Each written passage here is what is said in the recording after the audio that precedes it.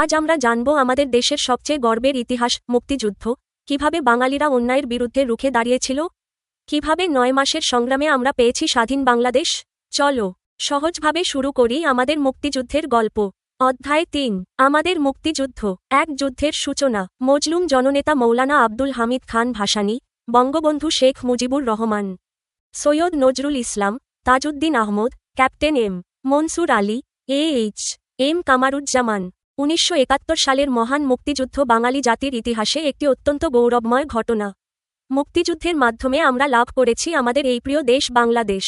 ১৯৪৭ সালে ব্রিটিশরা এই উপমহাদেশ ছেড়ে যেতে বাধ্য হয়। এরপর সৃষ্টি হয় দুইটি স্বাধীন রাষ্ট্র, একটি ভারত এবং অন্যটি পাকিস্তান। পূর্ব ও পশ্চিম পাকিস্তান নিয়ে গঠিত হয় পাকিস্তান। পাকিস্তান রাষ্ট্রের জন্মের পর থেকেই পশ্চিম পাকিস্তানিরা পূর্ব পাকিস্তানের জনগণের উপর শুরু করে অত্যাচার ও নিপীড়ন। বাঙালিরাও সঙ্গে সঙ্গে প্রতিবাদ আন্দোলন শুরু করেন। এরকম কয়েকটি উল্লেখযোগ্য প্রতিবাদ ও আন্দোলনের ঘটনা নিচের ছকে দেওয়া হল। ১৯৫২ সালের ভাষা আন্দোলন, ১৯৬৬ সালের ৬ দফা আন্দোলন, ১৯৬৯ সালের গণ অভ্যুত্থান, ১৯৭০ সালের সাধারণ নির্বাচনে আওয়ামী লীগের নিরঙ্কুশ বিজয়, ১৯৭১ সালের ২৫শে মার্চে পাকিস্তান সেনাবাহিনীর নারকীয় গণহত্যা ও বাঙালিদের প্রতিরোধ, ১৯৭১ সালের ২৬শে মার্চে মুক্তিযুদ্ধের শুরু। মুক্তিযুদ্ধ শুরুর এক মাসের মধ্যেই ১৯৭১ সালের ১০ই এপ্রিল গঠন করা হয় বাংলাদেশের প্রথম সরকার, যা মুজিবনগর সরকার নামে পরিচিত। তৎকালীন মেহেরপুর মহাকুমার বৈদ্যনাথ তলায়, বর্তমান নাম মুজিবনগর, আমবাগানে ১৭ই এপ্রিল এই সরকার শপথ গ্রহণ করে। বঙ্গবন্ধু শেখ মুজিবুর রহমানকে স্বাধীন বাংলাদেশের রাষ্ট্রপতি হিসেবে ঘোষণা করা হয়। তিনি পাকিস্তানের কারাগারে বন্দী থাকার কারণে উপরাষ্ট্রপতি সৈয়দ নজরুল ইসলাম অস্থায়ী রাষ্ট্রপতির দায়িত্ব পালন করেন। এই সরকারের অন্যতম সদস্যরা হলেন প্রধানমন্ত্রী তাজউদ্দিন আহমদ, ক্যাপ্টেন এম মনসুর আলী, অর্থ ও পরিকল্পনা মন্ত্রী, ও এম কামারুজ্জামান, স্বরাষ্ট্র এবং ত্রাণ ও পুনর্বাসন মন্ত্রী। উপদেষ্টা হিসেবে ছিলেন মাওলানা আব্দুল হামিদ খান ভাসানী। মুক্তিযুদ্ধকে সঠিক পথে পরিচালনা এবং দেশে ও বিদেশে মুক্তিযুদ্ধের পক্ষে জনমত গঠন ও সমর্থন আদায় করার ক্ষেত্রে এই সরকার সফলতা লাভ করে। মুজিবনগর সরকার গঠনের পর মুক্তিযুদ্ধের গতি বৃদ্ধি পায়। এ সরকারের নেতৃত্বে সকল শ্রেণীর মানুষ দেশকে শত্রু মুক্ত করার জন্য সশস্ত্র সংগ্রামে ঝাঁপিয়ে পড়েন। এসো বলি, শিক্ষকের সহায়তায় আলোচনা করো। মুক্তিযুদ্ধ বলতে কি বুঝো? মুক্তিযুদ্ধ হচ্ছে ১৯৭১ সালে বাংলাদেশের স্বাধীনতার জন্য পাকিস্তানি সেনাবাহিনীর বিরুদ্ধে বাঙালিদের সংগঠিত সশস্ত্র সংগ্রাম। এই যুদ্ধে অংশগ্রহণ করে দেশের সাধারণ মানুষ, ছাত্র, নারী ও সেনাবাহিনী। মুক্তিযুদ্ধের তাৎপর্য কি? এটি আমাদের জাতির গর্বের ইতিহাস। মুক্তিযুদ্ধের মাধ্যমে বাংলাদেশ একটি স্বাধীন সার্বভৌম রাষ্ট্রে পরিণত হয়। জাতি হিসাবে আমাদের নিজস্ব পরিচয় প্রতিষ্ঠিত হয়। আমরা আমাদের মাতৃভাষা, সংস্কৃতি ও অধিকার রক্ষার জন্য স্বাধীনতা লাভ করি। এসো লিখি। ১৯৪৭ থেকে ১৯৭১ সাল পর্যন্ত পাকিস্তান শাসনামলের একটা ঘটনাপঞ্জি তৈরি করো। সেই সময়ের আন্দোলনের বছরগুলোকে চিহ্নিত করো। ১৯৪৭ থেকে ১৯৭১ সাল পর্যন্ত পাকিস্তান শাসনামলের ঘটনাপঞ্জি, সালসহ। ১৯৪৭, ১৪ আগস্ট, পাকিস্তান রাষ্ট্রের জন্ম, ভারত ভাগ। ১৯৫২, ২১শে ফেব্রুয়ারি, ভাষা আন্দোলন। ১৯৬৬, ৫ই ফেব্রুয়ারি, ৬ দফা আন্দোলন। ১৯৬৯, ২৪শে জানুয়ারি, গণ অভ্যুত্থান। ১৯৭০, ৭ই ডিসেম্বর, সাধারণ নির্বাচনে আওয়ামী লীগের বিজয়। ১৯৭১, ২৫শে মার্চ, গণহত্যা ও মুক্তিযুদ্ধ শুরু। ১৯৭১, ২৬শে মার্চ, বাংলাদেশের স্বাধীনতা ঘোষণা। ১৯৭১, ১০ই এপ্রিল, মুজিবনগর সরকার গঠন। আরও কিছু করি। পরিবারের বড়দের কাছ থেকে পাকিস্তান শাসনামল সম্পর্কে শোনো। নিচে ১৯৪৭ থেকে ১৯৭১ পর্যন্ত পাকিস্তান শাসনামল এবং ১৯৭১ থেকে ২০২৫ পর্যন্ত সময়কাল নিয়ে বাংলাদেশের দৃষ্টিকোণ থেকে সংক্ষিপ্ত ও সহজভাবে আলোচনা করা হল। ১৯৪৭ থেকে ১৯৭১, পাকিস্তান শাসনামলে পূর্ব বাংলার অবস্থা। ১৯৪৭ সালে ভারত বিভক্ত হয়ে পাকিস্তান রাষ্ট্র গঠিত হয়। এই নতুন রাষ্ট্রে পূর্ব বাংলা, বর্তমান বাংলাদেশ, হয় পূর্ব পাকিস্তান। কিন্তু শুরুর থেকেই পশ্চিম পাকিস্তানের শাসকগোষ্ঠী পূর্ব পাকিস্তানকে শোষণ করতে থাকে। ভাষা আন্দোলন। ১৯৪৮ থেকে ১৯৫২, পাকিস্তান সরকার উর্দুকে একমাত্র রাষ্ট্রভাষা করতে চায়। বাংলার মানুষ এর প্রতিবাদ করে। ১৯৫২ সালের ২১শে ফেব্রুয়ারি ভাষার জন্য জীবন দেন সালাম, রফিক, জব্বার, বরকত প্রমুখ। অর্থনৈতিক বৈষম্য। পূর্ব পাকিস্তান থেকে বেশি রাজস্ব আদায় করা হতো, কিন্তু উন্নয়ন করা হতো পশ্চিম পাকিস্তানে। রাজনৈতিক বঞ্চনা। 1970 সালের নির্বাচনে বঙ্গবন্ধু শেখ মুজিবুর রহমানের নেতৃত্বে আওয়ামী লীগ নিরঙ্কুশ বিজয় অর্জন করে। কিন্তু পাকিস্তান সরকার ক্ষমতা হস্তান্তর করেনি। গণহত্যা ও দমন পীড়ন। 1971 সালের 25 মার্চ রাতে পাকিস্তান সেনাবাহিনী অপারেশন সার্চলাইট চালিয়ে ঢাকাসহ দেশের বিভিন্ন স্থানে গণহত্যা চালায়। এর পরপরই শুরু হয় মুক্তিযুদ্ধ এবং 9 মাসের রক্তক্ষয়ী যুদ্ধের পর 16 ডিসেম্বর 1971 সালে বাংলাদেশ স্বাধীন হয়। 1971 থেকে 2025 বাংলাদেশের পথচলা ও পাকিস্তানের সম্পর্ক। স্বাধীন বাংলাদেশের যাত্রা শুরু। 1971 সালে স্বাধীনতা অর্জনের পর বাংলাদেশ ধ্বংসস্তূপ থেকে পুনর্গঠন কাজ শুরু করে। শেখ মুজিবুর রহমান হয়ে ওঠেন বাংলাদেশের স্থপতি। প্রাথমিকভাবে পাকিস্তানের সাথে কূটনৈতিক সম্পর্ক ছিল না, তবে পরে ধীরে ধীরে সীমিত কূটনৈতিক সম্পর্ক গড়ে ওঠে। 1974 সালে পাকিস্তান আনুষ্ঠানিকভাবে বাংলাদেশকে স্বীকৃতি দেয়। বর্তমানে বাংলাদেশ ও পাকিস্তান দুটোই স্বাধীন দেশ। তবে রাজনৈতিক, ঐতিহাসিক ও কূটনৈতিক কারণে উভয়ের সম্পর্ক বেশিরভাগ সময়ই ঠান্ডা, কুল ও আনুষ্ঠানিক পর্যায়ে সীমাবদ্ধ থাকে। সংক্ষেপে সময়কাল, সম্পর্কের বিষয়, মূল বৈশিষ্ট্য। 1947 থেকে 1971 পাকিস্তানের অধীনে শাসন, ভাষা আন্দোলন, বৈষম্য, দমন, মুক্তিযুদ্ধ। 1971 থেকে 2025 স্বাধীন বাংলাদেশ। ধীরে ধীরে উন্নয়ন, আত্মমর্যাদা অর্জন, ঠান্ডা কূটনৈতিক সম্পর্ক যাচাই করি। 1. মুজিবনগর সরকার কোন 3টি কাজ করেছিল? মুজিবনগর সরকার 3টি কাজ। 1. মুক্তিযুদ্ধকে সংগঠিত ও সঠিকভাবে পরিচালনা করা। 2. আন্তর্জাতিক মহলে সমর্থন ও জনমত আদায় করা। 3. শরণার্থী ও যুদ্ধাহতদের সহায়তা এবং শাসন কাঠামো পরিচালনা করা। 2. মুক্তিযুদ্ধে সামরিক বাহিনী। 1971 সালের 11 জুলাই মুক্তিবাহিনী নামে একটি বাহিনী গঠন করা হয়। এই বাহিনীর প্রধান সেনাপতি ছিলেন জেনারেল মুহাম্মদ আতাউল গনি ওসমানী। উপপ্রধান সেনাপতি ছিলেন group captain A K Khandakar. মুক্তিবাহিনীকে 3টি ব্রিগেড ফোর্সে ভাগ করা হয়েছিল। মেজর খালেদ মোশাররফের নেতৃত্বে K force, major K M শফিউল্লাহর নেতৃত্বে এস ফোর্স, মেজর জিয়াউর রহমানের নেতৃত্বে জেড ফোর্স। আবার যুদ্ধ পরিচালনার সুবিধার জন্য সারা দেশকে 11টি সেক্টরে ভাগ করা হয়েছিল। নিচে সেগুলো দেখানো হল। মুক্তিযুদ্ধের সেক্টরসমূহ। সেক্টর 1 চট্টগ্রাম, পার্বত্য চট্টগ্রাম এবং নোয়াখালী জেলার অংশবিশেষ। সেক্টর 2 কুমিল্লা ও ফরিদপুর জেলা এবং ঢাকা ও নোয়াখালী জেলার অংশবিশেষ। সেক্টর 3 মৌলভীবাজার, ব্রাহ্মণবাড়িয়া, নারায়ণগঞ্জ এবং কেরানীগঞ্জের অংশবিশেষ। সেক্টর 4 উত্তরে সিলেট সদর এবং দক্ষিণে হবিগঞ্জ, মধ্যবর্তী সমস্ত অঞ্চল। সেক্টর 5 সিলেট জেলার উত্তরাঞ্চল। সেক্টর 6 রংপুর ও দিনাজপুর জেলা। সেক্টর 7 রাজশাহী, পাবনা, বগুড়া ও দিনাজপুর জেলার অংশবিশেষ। সেক্টর 8 কুষ্টিয়া, যশোর ও খুলনা জেলা। সেক্টর 9 বরিশাল, পটুয়াখালী, খুলনা এবং ফরিদপুর জেলার অংশবিশেষ। সেক্টর 10 কোনো আঞ্চলিক সীমানা ছিল না, নৌবাহিনীর কমান্ডো নিয়ে গঠিত। নৌ অভিযানের প্রয়োজনে যেকোনো সেক্টর এলাকায় গিয়ে অপারেশন শেষে 10 নং সেক্টরে ফিরে আসত। সেক্টর 11 টাঙ্গাইল ও ময়মনসিংহ জেলার অংশবিশেষ। এছাড়াও স্থানীয় ছোট ছোট যোদ্ধাবাহিনী ছিল। ভারতের বিভিন্ন অঞ্চলে যোদ্ধাদের প্রশিক্ষণ দেওয়া হতো। তারা গেরিলা ও সম্মুখ যুদ্ধে অংশ নিতেন। 30,000 নিয়মিত যোদ্ধাদের নিয়ে গঠিত এই বাহিনীর নাম মুক্তি ফৌজ। 1 লক্ষ গেরিলা ও বেসামরিক যোদ্ধার সমন্বয়ে গঠিত মুক্তিবাহিনীর সাথে কাঁধে কাঁধ মিলিয়ে যুদ্ধ করেছিলেন এই মুক্তি ফৌজ। ক এসো বলি, শিক্ষকের সহায়তায় আলোচনা করো। 1 মুক্তিবাহিনীর প্রধান সেনাপতি কে ছিলেন? জেনারেল মুহাম্মদ আতাউল গনি ওসমানী।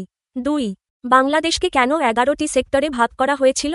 যুদ্ধ পরিচালনা সহজ করার জন্য এবং সুনির্দিষ্ট দায়িত্ব বণ্টনের মাধ্যমে কৌশলগতভাবে যুদ্ধ পরিচালনার সুবিধার জন্য বাংলাদেশকে 11টি সেক্টরে ভাগ করা হয়।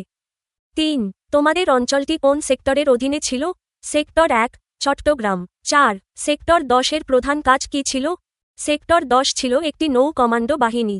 তারা দেশের বিভিন্ন জায়গায় গোপনে গিয়ে নৌ অভিযান পরিচালনা করত এবং অপারেশন শেষে আবার সেক্টর 10-এ ফিরে আসত। খ এসো লিখি, মুক্তিবাহিনী কিভাবে সংগঠিত হয়েছিল সে সম্পর্কে একটি অনুচ্ছেদ লেখো। মুক্তিবাহিনী কিভাবে সংগঠিত হয়েছিল সে সম্পর্কে একটি অনুচ্ছেদ। 1971 সালের 11 জুলাই মুক্তিবাহিনী গঠিত হয়। এই বাহিনীর প্রধান সেনাপতি ছিলেন general M A G Osmani এবং উপপ্রধান ছিলেন group captain A K Khandakar. মুক্তিবাহিনীকে 3টি ব্রিগেড ফোর্সে ভাগ করা হয়। K force Khaled Mosharraf, S force K M Shafiullah এবং জেড ফোর্স জিয়াউর রহমান। যুদ্ধ পরিচালনার সুবিধার জন্য পুরো বাংলাদেশকে 11টি সেক্টরে ভাগ করা হয় এবং প্রতিটি সেক্টরের নির্দিষ্ট দায়িত্ব ছিল। এছাড়া 30,000 নিয়মিত যোদ্ধা ও 1 লক্ষ গেরিলা নিয়ে গঠিত হয় মুক্তিবাহিনী ও মুক্তি ফৌজ। ভারতের বিভিন্ন এলাকায় প্রশিক্ষণ নিয়ে তারা গেরিলা ও সম্মুখ যুদ্ধে অংশগ্রহণ করে। আরও কিছু করি। জেনারেল মুহাম্মদ আতাউল গনি ওসমানী। জেনারেল ওসমানী বঙ্গবীর নামে পরিচিত ছিলেন। ১৯৭২ সালে চাকরি থেকে তিনি অবসর গ্রহণ করেন। তার সম্পর্কে তোমরা আর কি কি জানো? জেনারেল ওসমানী সম্পর্কে আরও তথ্য। তার পুরো নাম মুহাম্মদ আতাউল গনি ওসমানী। তিনি ছিলেন ব্রিটিশ ভারতীয় সেনাবাহিনীর অফিসার, পরবর্তীতে পাকিস্তান সেনাবাহিনীর একজন উচ্চপদস্থ কর্মকর্তা। মুক্তিযুদ্ধের সময়ে তিনি স্বাধীন বাংলাদেশের প্রথম সেনাপ্রধান হন। তাকে বঙ্গবীর উপাধি দেওয়া হয়। ১৯৭২ সালে তিনি সেনাবাহিনী থেকে অবসর নেন। তিনি পরবর্তীতে রাজনীতিতেও সক্রিয় ছিলেন এবং সংসদ সদস্য নির্বাচিত হন। ১৯৮৪ সালে তিনি মৃত্যুবরণ করেন। যাচাই করি। বাক্যটি সম্পূর্ণ করো। মুক্তিবাহিনী ছিল একটি সংগঠিত ও সাহসী সশস্ত্র বাহিনী, যারা ১৯৭১ সালের মুক্তিযুদ্ধে অংশ নিয়ে দেশকে স্বাধীন করতে গুরুত্বপূর্ণ ভূমিকা পালন করে। ৩ মুক্তিযোদ্ধা। মুক্তিযুদ্ধে এদেশের সর্বস্তরের মানুষ জড়িয়ে পড়েন। এই যুদ্ধে দলমত নির্বিশেষে সকল শ্রেণী পেশার মানুষ অংশগ্রহণ করেন। বিভিন্ন গোষ্ঠীর মানুষও এই যুদ্ধে অবদান রাখেন। নারীরা মুক্তিযোদ্ধাদের খাবার, আশ্রয় এবং তথ্য দিয়ে সাহায্য করেন। অনেক নারী প্রশিক্ষণ নিয়ে যুদ্ধে সরাসরি অংশগ্রহণ করেন। সংস্কৃতি কর্মীরা তাদের কর্মকাণ্ডের মধ্য দিয়ে মুক্তিযোদ্ধাদের অনুপ্রাণিত করেন। এছাড়াও প্রবাসী বাঙালিরা বিশ্বের বিভিন্ন দেশে মুক্তিযুদ্ধের পক্ষে কাজ করেন। মুক্তিযোদ্ধা প্রতিটি সেক্টরেই গেরিলা বাহিনীর জন্য নির্দেশনা ছিল। অ্যাকশন গ্রুপ অস্ত্র বহন করত এবং সম্মুখ যুদ্ধে অংশ নিতেন। ইন্টেলিজেন্স গ্রুপ শত্রুপক্ষের গতিবিধি সম্পর্কে খবরাখবর সংগ্রহ করতেন। সেই সময়ে দেশের মানুষের প্রিয় অনেক গানের মধ্যে ছিল জয় বাংলা, বাংলার জয়, পূর্ব দিগন্তে সূর্য উঠেছে, বা মোরা একটি ফুলকে বাঁচাবো বলে যুদ্ধ করি, এমন আরও অনেক গান। জয় বাংলা ধ্বনি ছিল মুক্তিযোদ্ধাদের প্রিয় স্লোগান। এসো বলি। ১. নারীরা কিভাবে মুক্তিযুদ্ধ করেছিলেন? নারীরা মুক্তিযোদ্ধাদের খাবার, আশ্রয় ও তথ্য দিয়ে সহযোগিতা করেছিলেন। অনেক নারী প্রশিক্ষণ নিয়ে সরাসরি যুদ্ধে অংশ নেন। তারা আহত মুক্তিযোদ্ধাদের সেবা করতেন এবং অনেকেই গেরিলা যুদ্ধেও অংশ নেন। ২. তোমাদের পরিচিত কোনো ব্যক্তি বা শিক্ষক কি মুক্তিযুদ্ধে অংশগ্রহণ করেছিলেন? আমাদের গ্রামের মুক্তিযোদ্ধা ফয়েজ আহমেদ মুক্তিযুদ্ধে অংশ নিয়েছিলেন। তিনি ২০২৫ সালে মৃত্যুবরণ করেন। এসো লিখি। মোরা একটি ফুলকে বাঁচাবো বলে যুদ্ধ করি গানের কথাগুলো লেখো। গানের কথা। লেখক গোবিন্দ হালদার। সুরকার কণ্ঠ আপেল মাহমুদ। মোরা একটি ফুলকে বাঁচাবো বলে যুদ্ধ করি, মোরা একটি মুখের হাসির জন্য অস্ত্র ধরি, যে মাটির চির মমতা আমার অঙ্গে মাখা, যার নদী জল ফুলে ফলে মোর স্বপ্ন আঁকা, যে দেশের নীল অম্বরে মন মেলছে পাখা, সারাটি জনম সে মাটির দানে বক্ষ ভরি। মোরা নতুন একটি কবিতা লিখতে যুদ্ধ করি, মোরা নতুন একটি গানের জন্য যুদ্ধ করি, মোরা একখানা ভালো ছবির জন্য যুদ্ধ করি, মোরা সারা বিশ্বের শান্তি বাঁচাতে আজকে লড়ি। যে নারীর মধু প্রেমেতে আমার রক্ত দোলে, যে শিশুর মায়া হাসিতে আমার বিশ্ব ভোলে, যে গৃহ কপট সুখ স্বর্গের দুয়ার খোলে, সেই শান্তির শিবির বাঁচাতে শপথ করি। মোরা একটি ফুলকে বাঁচাবো বলে যুদ্ধ করি, মোরা একটি মুখের হাসির জন্য অস্ত্র ধরি। আরও কিছু করি। মুক্তিযুদ্ধে সাধারণ মানুষ কিভাবে অংশগ্রহণ করেছিলেন?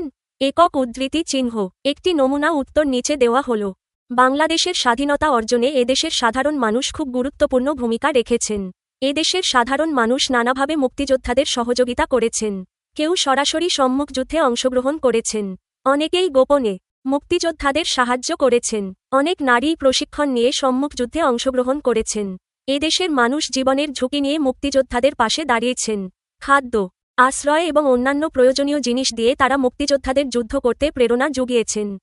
এদেশের সকল শ্রেণী, পেশা, জাতি ও ধর্মের মানুষেরা যুদ্ধে সক্রিয়ভাবে অংশগ্রহণ করেছেন। অল্প কিছু মানুষ শুধু মুক্তিযোদ্ধাদের বিরুদ্ধে ছিল। নমুনা উত্তরের সাথে তোমরা নতুন আর কি যোগ করবে? সাধারণ মানুষ শুধু খাদ্য বা তথ্য দিয়ে সাহায্য করেননি, তারা নিজের ঘরবাড়ি পুড়িয়ে দিয়ে মুক্তিযোদ্ধাদের আশ্রয় দিয়েছেন। কেউ কেউ নিজের সন্তানকেও যুদ্ধে পাঠিয়েছেন। গ্রামের মানুষ রাতের আধারে যোদ্ধাদের নিরাপদে পার করে দিয়েছেন, এমনকি অস্ত্র বহনে সাহসিকতা দেখিয়েছেন। শিশুরাও সংবাদবাহক হিসেবে কাজ করেছে। যাচাই করি। প্রশ্ন, নিজের ভাষায় লেখো। মুক্তিযুদ্ধে সাধারণ মানুষ কিভাবে অংশগ্রহণ করেছিলেন?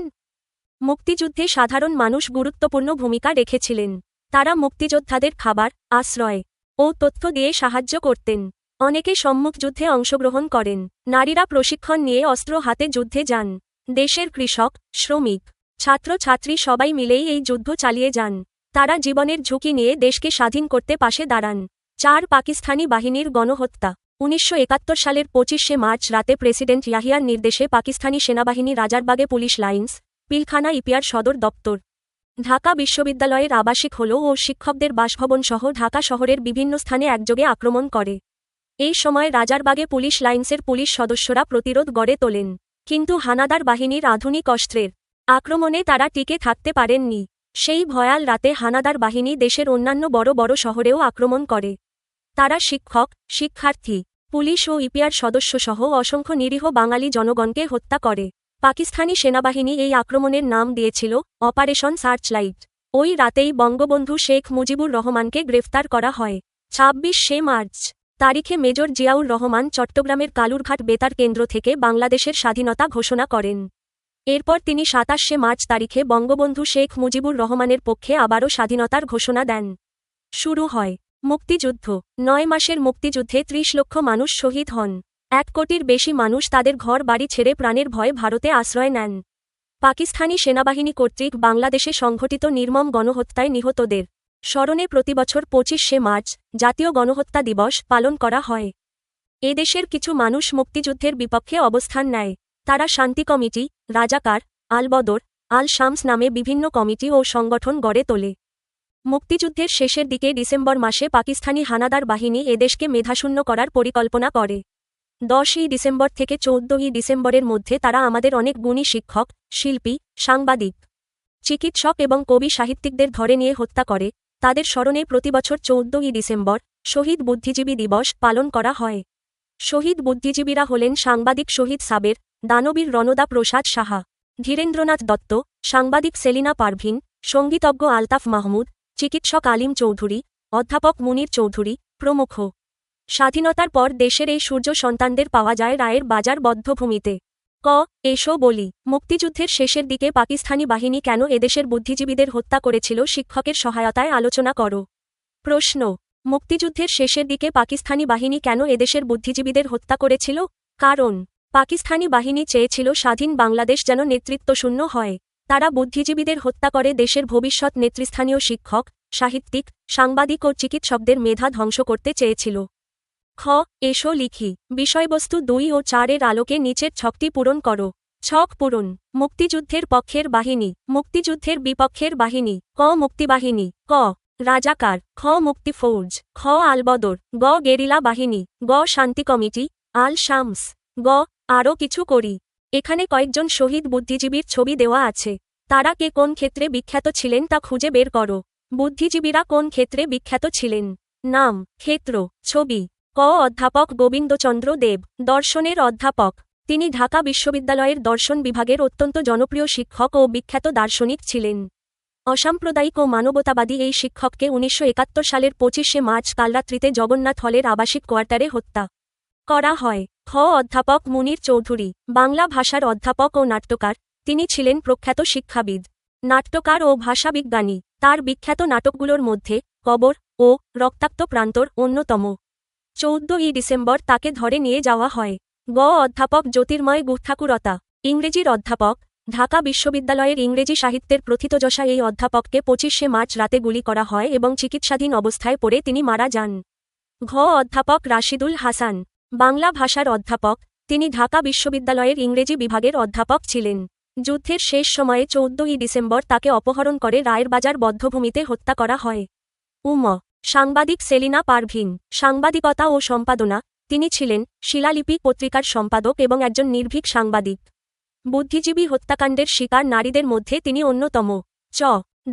আলিম চৌধুরী, চিকিৎসক ও চক্ষু বিশেষজ্ঞ। তিনি দেশের অন্যতম শ্রেষ্ঠ চক্ষু বিশেষজ্ঞ ছিলেন। যুদ্ধের সময় মুক্তিযোদ্ধাদের গোপনে চিকিৎসা সেবা দিতেন। তাকে আল বদর বাহিনী ধরে নিয়ে গিয়ে হত্যা করে। আজহারুল হক, চিকিৎসক। তিনি একজন নিবেদিতপ্রাণ চিকিৎসক ছিলেন। যুদ্ধের সময় আহত মুক্তিযোদ্ধাদের চিকিৎসায় তার বড় অবদান ছিল। 1971 সালের নভেম্বরে তাকে ধরে নিয়ে গিয়ে অমানুষিক নির্যাতনের পর হত্যা করা হয়। যাচাই করি। বাক্যটি সম্পূর্ণ করো। শহীদ বুদ্ধিজীবী দিবস পালনের উদ্দেশ্য হচ্ছে দেশের শ্রেষ্ঠ সন্তানদের স্মরণ করা, তাদের আত্মত্যাগকে সম্মান জানানো এবং ভবিষ্যৎ প্রজন্মকে দেশের প্রতি দায়িত্ববোধ শেখানো। 5 পাকিস্তানি বাহিনীর আত্মসমর্পণ ও আমাদের বিজয়। মুক্তিযুদ্ধের পুরো সময়টায় প্রতিবেশী দেশ ভারত নানাভাবে আমাদের সাহায্য করে। তারা মিত্রবাহিনী নামে একটি সহায়তাকারী বাহিনী গঠন করে। 1971 সালের 21শে নভেম্বর মিত্রবাহিনী ও মুক্তিবাহিনী মিলে যৌথ বাহিনী গঠন করা হয়। 1971 সালের 3 ডিসেম্বর হঠাৎ পাকিস্তান বিমানবাহিনী ভারতের কয়েকটি বিমান ঘাঁটিতে বোমা হামলা চালায়। এর ফলে যৌথ বাহিনী একযোগে স্থল, নৌ ও আকাশপথে পাল্টা আক্রমণ করে। তীব্র আক্রমণের ফলে 1971 সালের 16 ডিসেম্বর পাকিস্তানি বাহিনী আত্মসমর্পণ করতে বাধ্য হয়। ফলে মাত্র 9 মাসের যুদ্ধে আমরা স্বাধীনতা অর্জন করি।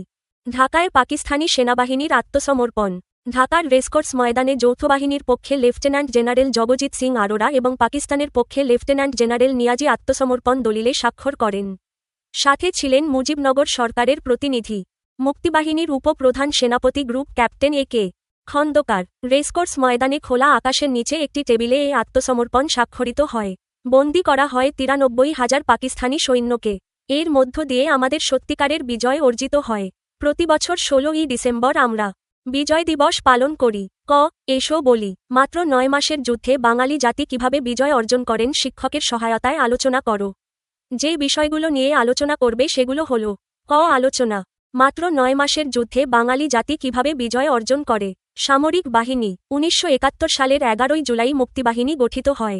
জেনারেল এম.এ.জি. ওসমানী ছিলেন প্রধান সেনাপতি। মুক্তিবাহিনীকে 3টি ব্রিগেড ফোর্স কে, এস, জেড ও 11টি সেক্টরে ভাগ করা হয়। ভারতীয় মিত্রবাহিনীর সহযোগিতায় যৌথ বাহিনী গঠিত হয়। সাধারণ মানুষের অংশগ্রহণ। কৃষক, শ্রমিক, শিক্ষক, ছাত্রসহ সকল শ্রেণীর মানুষ মুক্তিযুদ্ধে অংশগ্রহণ করেন। নারীরা খাদ্য, তথ্য, আশ্রয় দিয়ে সাহায্য করেন এবং অনেকে সরাসরি যুদ্ধে অংশ নেন। সংস্কৃতিকর্মীরা গান, নাটক ও কবিতার মাধ্যমে অনুপ্রেরণা দেন। বৈদেশিক সমর্থন ও সহায়তা। প্রতিবেশী দেশ ভারত মুক্তিযোদ্ধাদের প্রশিক্ষণ দেয় এবং মিত্রবাহিনী পাঠায়। বিশ্বের বিভিন্ন দেশে প্রবাসী বাঙালিরা মুক্তিযুদ্ধের পক্ষে জনমত গঠন করেন। মুক্তিযুদ্ধের প্রকৃত কারণ। বাঙালির দীর্ঘদিনের রাজনৈতিক অধিকার বঞ্চনা ও বৈষম্য। 1970 সালের নির্বাচনে আওয়ামী লীগ সংখ্যাগরিষ্ঠতা পেলেও ক্ষমতা হস্তান্তর না করা। 25শে মার্চ রাতে পাকিস্তানি বাহিনীর বর্বর হামলা, অপারেশন সার্চলাইট। এই কারণেই স্বাধীনতা অর্জনের জন্য মুক্তিযুদ্ধ শুরু হয়। যাচাই করি। 1971 সালের গুরুত্বপূর্ণ দিনগুলোতে কি ঘটেছিল। 21শে নভেম্বর মিত্রবাহিনী ও মুক্তিবাহিনী মিলে যৌথ বাহিনী গঠন করা হয়। 3 ডিসেম্বর পাকিস্তানি বিমানবাহিনী ভারতের বিমানঘাঁটিতে আক্রমণ করে, ফলে যুদ্ধ শুরু হয়। 16 ডিসেম্বর ঢাকার রেসকোর্স ময়দানে পাকিস্তানি বাহিনী আত্মসমর্পণ করে। বাংলাদেশের চূড়ান্ত বিজয় অর্জিত হয়। 6 মুক্তিযোদ্ধাদের রাষ্ট্রীয় উপাধি। মুক্তিযুদ্ধে বীরত্ব ও সাহসিকতা প্রদর্শনের স্বীকৃতি স্বরূপ বাংলাদেশ সরকার বীরত্বসূচক রাষ্ট্রীয় উপাধি প্রদান করে। মুক্তিযুদ্ধে অসীম সাহসের সাথে যুদ্ধ করে শহীদ হয়েছেন এমন 7 জনকে বীরশ্রেষ্ঠ সর্বোচ্চ উপাধি প্রদান করা হয়। নিচে তাদের ছবি দেওয়া হল। ক্যাপ্টেন মহিউদ্দিন জাহাঙ্গীর, খ ফ্লাইট লেফটেন্যান্ট মতিউর রহমান, গ সিপাহী হামিদুর রহমান, ঘ ল্যান্স নায়েক নূর মোহাম্মদ শেখ, উমা সিপাহী মোস্তফা কামাল, চ ইঞ্জিনরুম আর্টিফিসার রুহুল আমিন, ছ ল্যান্স নায়েক মুন্সি আব্দুর রউফ। এছাড়াও সাহসিকতা এবং ত্যাগের জন্য আরও 3টি উপাধি দেওয়া হয়েছে। উপাধিগুলো হল বীর উত্তম, বীর বিক্রম, বীর প্রতীক। সকল মুক্তিযোদ্ধা এবং অগণিত মানুষের অবদানে আমরা লাভ করেছি আমাদের স্বাধীনতা। এসো বলি। মনে করো 7 জন বীরশ্রেষ্ঠ পরিবারের সদস্যকে তোমরা সংবর্ধনা দেবে। মুক্তিযুদ্ধে সর্বোচ্চ অবদানের জন্য তাদের পরিবারকে দেশের পক্ষ থেকে ধন্যবাদ জানিয়ে বক্তৃতা দাও। বক্তৃতা মুখস্থ বলার জন্য। সম্মানিত বীরশ্রেষ্ঠ পরিবারের সদস্যবৃন্দ, আজ আমরা আপনাদের সামনে দাঁড়িয়েছি গভীর শ্রদ্ধা ও কৃতজ্ঞতা নিয়ে। মুক্তিযুদ্ধে যারা প্রাণ দিয়েছেন তারা শুধু আপনাদের আত্মীয় নন, তারা আমাদের জাতীয় বীর। তাদের অসীম সাহস, আত্মত্যাগ এবং দেশের প্রতি ভালোবাসা আমাদের জন্য চিরন্তন অনুপ্রেরণা। এই মহান স্বাধীনতা, এই লাল সবুজ পতাকা তাদেরই রক্তের দামে কেনা। আমরা তাদের গভীর শ্রদ্ধায় স্মরণ করি এবং আপনাদের পরিবারের প্রতি বাংলাদেশ সরকারের পক্ষ থেকে জানাই আন্তরিক কৃতজ্ঞতা ও ধন্যবাদ। আপনাদের গর্ব আমাদের গর্ব, আপনাদের আত্মত্যাগ আমাদের শক্তি। জয় বাংলা, জয় বঙ্গবন্ধু। বাংলাদেশ চিরজীবী হোক। এসো লিখি, এসো বলি। বীরশ্রেষ্ঠ পরিবারের সদস্যদের উদ্দেশ্যে দেওয়া বক্তৃতাটি লেখো। বক্তৃতার লিখিত রূপ। আজ আমরা সম্মান জানাচ্ছি সেই সকল পরিবারের সদস্যদের যাদের প্রিয়জন বীরশ্রেষ্ঠ উপাধিতে ভূষিত হয়েছেন। তারা জীবন দিয়ে আমাদের স্বাধীনতা এনে দিয়েছেন। তাদের ত্যাগের বিনিময়ে আমরা আজ একটি স্বাধীন দেশ পেয়েছি। আমরা জানি সেই আত্মত্যাগ কতটা বেদনাদায়ক। তবুও আপনারা তাদের হারিয়েও আমাদের দেশকে ভালোবেসেছেন। আমরা তাদের কৃতিত্ব, সাহসিকতা ও দেশপ্রেম চিরকাল স্মরণ করব। এই দেশের প্রতিটি নাগরিক তাদের প্রতি কৃতজ্ঞ। আপনাদের আমরা স্যালুট জানাই। আপনারা গর্বিত পরিবার, আর আমরা গর্বিত জাতি। গ আরও কিছু করি। এটি ঢাকায় অবস্থিত মুক্তিযুদ্ধ জাদুঘর। এই জাদুঘরে কি আছে বলে তোমাদের মনে হয়? ১. মুক্তিযুদ্ধ জাদুঘরে কি আছে? ধারণা অনুযায়ী মুক্তিযুদ্ধের ইতিহাসের ছবি, শহীদদের ব্যবহৃত অস্ত্র, মুক্তিযোদ্ধাদের কাপড়, চিঠিপত্র, গণহত্যার প্রমাণ ও তথ্য, ৭ই মার্চের ভাষণ, বীরশ্রেষ্ঠদের জীবনী, ভিডিও ও তথ্যচিত্র। স্বাধীনতার সুবর্ণজয়ন্তী বা ৫০তম বার্ষিকী উপলক্ষে একটি স্মৃতিসৌধের নকশা তৈরি করো। ২. সুবর্ণজয়ন্তীর স্মৃতিসৌধের নকশা, কল্পনা। মাঝখানে একটি উঁচু স্তম্ভ থাকবে, যা শহীদের আত্মত্যাগকে বোঝাবে। চারপাশে ৭টি ছোট স্তম্ভ থাকবে, যা ৭ জন বীরশ্রেষ্ঠের প্রতীক। নিচে লাল সবুজ মোজাইক টাইলস দিয়ে বাংলাদেশের পতাকা ফুটিয়ে তোলা হবে। সৌধের সামনে ছোট একটি পুকুর থাকবে, যাতে সৌধের প্রতিবিম্ব দেখা যাবে। স্মৃতিসৌধের ফলকে খোদাই করার জন্য কিছু কথা লেখো। ৩. ফলকে খোদাই করার জন্য কিছু কথা। তাদের রক্তে রঞ্জিত স্বাধীনতা। এই মাটির প্রতিটি কণায় শহীদের গৌরব খচিত, যারা জীবন দিলেন দেশের জন্য। আমরা তাদের শ্রদ্ধাভরে স্মরণ করি। বাংলাদেশ চিরকাল মাথা উঁচু করে বাঁচবে তাদের আত্মত্যাগের আলোয়। তাৎপর্য। ঘ যাচাই করি। বামপাশের সাথে ডানপাশের বাক্যাংশগুলো মিল করো। ক মুক্তিবাহিনী প্রধান জেনারেল মুহাম্মদ আতাউল গনি ওসমানী। খ বীরশ্রেষ্ঠ উপাধি পেয়েছেন ৭ জন। গ সিপাহী মোস্তফা কামাল বীরশ্রেষ্ঠ। অল্প কথায় উত্তর দাও। ১. এমন ৫টি ঘটনার কথা লেখো যা মুক্তিযুদ্ধ সংগঠনে ভূমিকা রেখেছিল। ১. ১৯৫২ সালের ভাষা আন্দোলন। ২. ১৯৬৬ সালের ৬ দফা দাবি। ৩. ১৯৬৯ সালের গণ আন্দোলন। ৪. ১৯৭০ সালের জাতীয় নির্বাচনে আওয়ামী লীগের বিজয়। ৫. ১৯৭১ সালের ২৫শে মার্চের গণহত্যা ও বঙ্গবন্ধুর গ্রেপ্তার। ২. আজ থেকে কত বছর আগে মুক্তিযুদ্ধ হয়েছিল? ২০২৬ সালে থেকে গণনা করলে মুক্তিযুদ্ধ হয়েছিল ৫৫ বছর আগে, ১৯৭১ সালে। ৩. মুক্তিযোদ্ধাদের রাষ্ট্রীয় উপাধিগুলো কি কি? মুক্তিযোদ্ধাদের ৪টি রাষ্ট্রীয় বীরত্বসূচক উপাধি হল: বীর শ্রেষ্ঠ, বীর উত্তম, বীর বিক্রম, বীর প্রতীক। প্রশ্নগুলোর উত্তর দাও। ১. মুক্তিযুদ্ধে ভারত আমাদের কিভাবে সাহায্য করেছিল? ভারত আমাদের শরণার্থীদের আশ্রয় দেয়, অস্ত্র ও প্রশিক্ষণ দেয় এবং মিত্রবাহিনী গঠন করে যুদ্ধে সক্রিয়ভাবে অংশ নেয়। ২. বুদ্ধিজীবীদের কারা হত্যা করেছিল? পাকিস্তানি সেনাবাহিনী এবং তাদের দোসর রাজাকার, আল-বদর ও আল-শামস বাহিনী বুদ্ধিজীবীদের হত্যা করে। ৩. আমরা এখন কিভাবে আমাদের স্বাধীনতা দিবস উদযাপন করি? আমরা জাতীয় পতাকা উত্তোলন করি, শহীদদের প্রতি শ্রদ্ধা জানাই, র্যালি, সাংস্কৃতিক অনুষ্ঠান এবং আলোচনা সভার মাধ্যমে স্বাধীনতা দিবস উদযাপন করি। মুক্তিযুদ্ধ কি? মুক্তিযুদ্ধ হচ্ছে ১৯৭১ সালে বাংলাদেশের জনগণের সাথে পাকিস্তানি দখলদার বাহিনীর বিরুদ্ধে হওয়া একটি স্বাধীনতার যুদ্ধ। এটি ছিল বাঙালির আত্মনিয়ন্ত্রণ, ভাষা, সংস্কৃতি ও অস্তিত্ব রক্ষার যুদ্ধ। ৯ মাসের রক্তক্ষয়ী সংগ্রামের মাধ্যমে বাংলাদেশ পাকিস্তান থেকে স্বাধীনতা অর্জন করে। মুক্তিযুদ্ধের ৫টি তাৎপর্য। ১. স্বাধীনতা অর্জন।